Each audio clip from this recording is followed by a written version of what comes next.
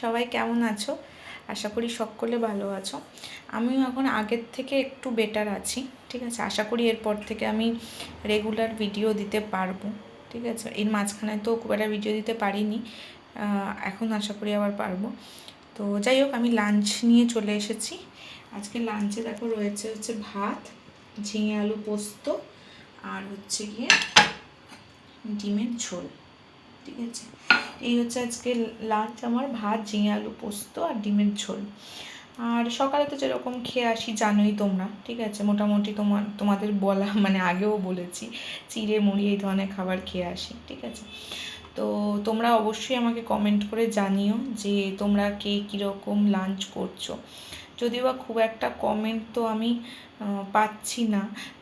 তোমরা একটু আমার পাশে থেকো, আমার সাথে থেকো, কেন কি আমি ভিডিও করার সবে মানে স্টার্ট করেছি কিছুদিন হলো, ঠিক আছে। তো তোমাদের সাপোর্টটা খুবই দরকার, খুবই দরকার।